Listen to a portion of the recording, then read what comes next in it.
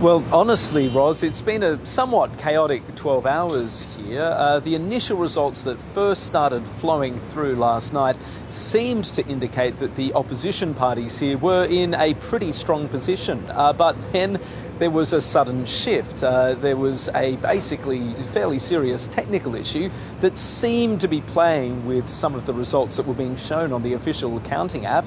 That saw the election supervisor, Mohammed Saneem, call a late-night press conference at around midnight last night, where he basically said that there was some sort of technical issue that was going on. People seemed to be entering the wrong data into the app, and as a result, they effectively took it online for several hours while they tried to fix the problem. Now, when we woke up this morning, the numbers painted a very different picture. They seemed to show, rather than the opposition being in pole position, that Fiji First, the ruling party, the incumbent power, in pole position, with Frank Bainimarama around 45% of the vote sitting there with him. So whilst that's certainly not final, and whilst we are only now waiting for the final result, the final count to get underway, that does seem to indicate that Fiji First is probably, at least in this stage, in a somewhat stronger position to form the next government. But look, the fact that the app went down with this technical glitch, the fact that it seemed to show results that were false, has already fueled a whole lot of distrust and, in some cases, some conspiracy theorising online,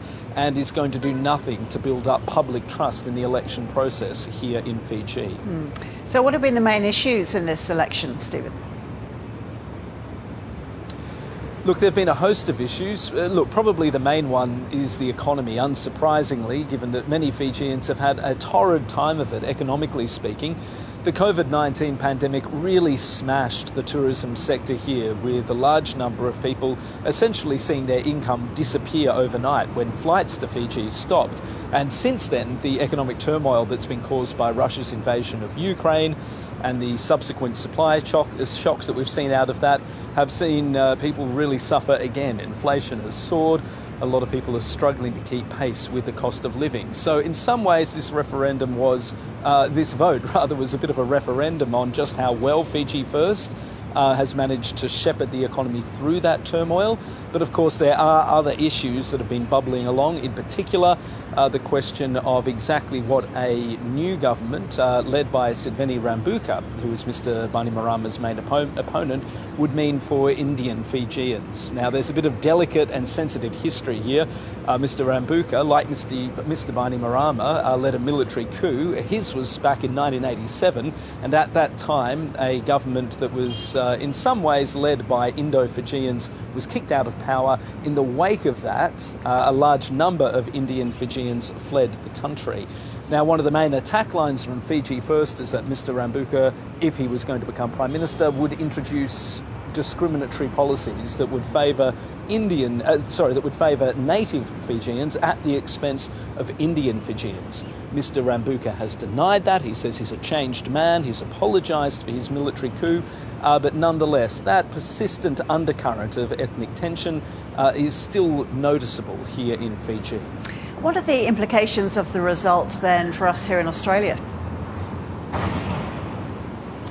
Look, I don't think there are huge implications for Australia either way. Mr Bainimarama, over recent years, has drawn quite close to Australia.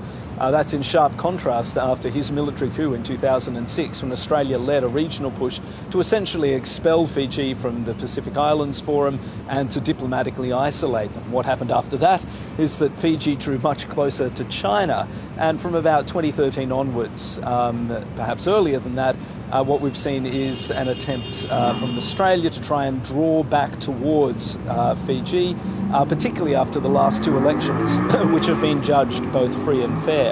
So Australia is pretty confident about its position with Fiji under Mr Bainimarama, but they're also pretty confident about Mr Rambuka. They've got a decent relationship with him, and Mr Rambuka has also publicly said that he believes that Fiji First and Frank Bainimarama have drawn too close to China. So whilst Australia is watching this very closely, I don't think they've got a clear preference for a winner. The main thing they want to see is a credible election with a fair result that reflects the will of the people, and that's what multinational observers are watching very, very closely as this count continues.